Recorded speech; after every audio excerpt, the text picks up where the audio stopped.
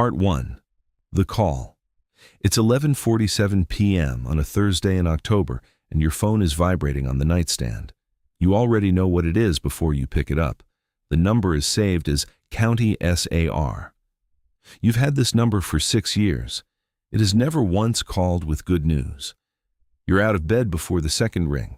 Your gear bag is already packed.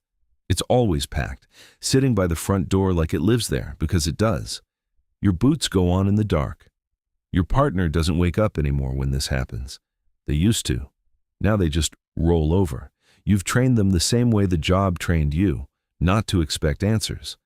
The briefing happens in a gravel parking lot at the trailhead, 11 of you in headlamps and orange vests, standing around the incident commander's truck while he pins a topographic map to the hood. A 34-year-old man went missing 6 hours ago in the backcountry of Great Smoky Mountains National Park. Hiking alone, signed into the trail register at 2 p.m. and never signed out. His wife called it in at 8. The trail is 9.4 miles of switchbacks, creek crossings, and exposed ridge. In October, at night, temperature dropping toward 38 degrees. Your job is grid search, parallel lines through your sector, eyes down, calling his name every 30 seconds. You've done this 61 times. You know how it goes. You know what it means when the dogs stop and sit. You know what it means when they don't. What you don't know yet is that this is the search that changes everything. Part 2. The Search. By 2 a.m., you've covered 1.2 miles of your sector, boots wet from a creek crossing. Temperature at 34. You call his name, Daniel, and the word disappears into the tree line like it was never said. The forest gives nothing back. At 3:18 a.m., the K9 unit gets a hit. The dog, a Belgian Malinois named Coda, locks onto a scent trail and pulls hard northeast, off the marked path, up a slope that isn't on anyone's intended route. Your stomach tightens. A scent hit is good news, and it isn't, both at once. It means he went this way. It doesn't mean he's alive when you find him. You follow the handler up the slope for half a mile. The terrain gets harder. No trail markers, no cleared path. Just old growth and loose rock, and the handler's headlamp cutting through the dark ahead of you. Then Coda stops, sits, looks back at the handler. Every person on your team knows what that means. But there's nothing there. No body, no gear, no sign of a fall. Just a flat section of ground between two boulder formations where the scent ends as if someone drew a line. The handler walks Coda in circles for 15 minutes, trying to reacquire. Nothing. The scent is simply gone.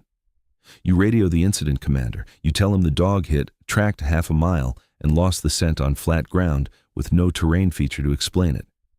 There's a pause on the radio 4 seconds longer than it should be. He tells you to mark the coordinates and expand the search perimeter north. You mark the coordinates. You call his name until your throat is raw. You never find Daniel that night. Part 3. Day 8. The search runs for 8 days. Most lost hiker searches resolve in 72 hours. 8 days means something went wrong at a level that doesn't have a clean category. The family is still in the parking lot. Daniel's wife has set up a folding table with a coffee maker and photographs taped to a poster board. She stands at the edge of the tree line every morning when your team goes back in, as if standing close enough will pull him out. By day 5, you've covered over 40 square miles. Helicopters have run thermal imaging twice. Cadaver dogs found nothing. You've searched the creek drainage 3 times, the boulder field where Coda lost the scent 6 times. You've found a lost hiking pole, a torn piece of reflective rain jacket, and 1 boot. Just 1. Sitting upright on a rock like someone placed it there. No blood, no sign of a fall, no sign that a human being passed through at all except his name in the register and that boot. On day 7, the incident commander pulls you aside. 19 years in this job. He doesn't change his expression when things go wrong because he's learned that expressions are contagious on a search team. He tells you quietly that this one doesn't make sense, that he's seen everything out here, that he doesn't know what this is. You've never heard him say that. It does something to you that you don't have a word for. On day 8, they suspend the search. You're standing in the parking lot when he tells the family. You watch Daniel's wife's face when she understands that the people who were supposed to find her husband are going home without him. You will see that face for the rest of your life. At the grocery store, at 3 a.m. when you can't sleep, it lives in you now. There is no training that prepares you for this, no debrief that takes it out. Part 4. What you carry. 3 months later, you're back home. You go to work. You come home. You sit at the dinner table and answer questions about your day. From the outside, you look fine. From the inside, you are running a search that never ended. You've looked up Daniel's case file 11 times. You've driven back to that trailhead on 2 weekends and walked the route alone, looking for something the team missed. You've pulled up satellite imagery and studied the terrain around those boulder formations until the screen blurs. No conclusion. Just the same fact repeated. A man walked into a forest, a dog tracked him to a specific point, and then there was nothing. You know there are rational explanations. You know the mind looks for patterns in chaos because patterns feel safer than mystery. You know all of this. You also know what the handler's face looked like when Coda sat, and there was nothing there. Some things you know with your brain, and some things you know somewhere else, and those two kinds of knowing don't always agree. You've started having a specific dream. You're in the forest at night. You're calling his name. The forest doesn't answer with a voice. It answers with a feeling. That something in there knows you're looking and is watching you look and is waiting for you to stop. You always wake up before you stop. The research says 54% of SAR volunteers are at risk for burnout, that a third meet criteria for alcohol use disorder, that intrusive experiences, the kind where a search follows you home and won't leave, affect 1 in 4. You've read these numbers. They feel abstract until they don't, until the numbers are you. Part 5. The next call. It's 2:23 a.m. on a Saturday in February, and your phone is vibrating on the nightstand. County SAR. You lie there for 3 full seconds. Your gear bag is by the door. It's always by the door. You pick up. You get dressed in the dark.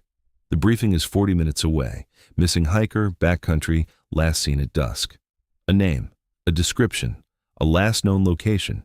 You drive through the dark with the heater running and the radio off. You think about Daniel the way you always think about Daniel now, briefly and without resolution, like returning to a door you know is locked. Then you set him aside.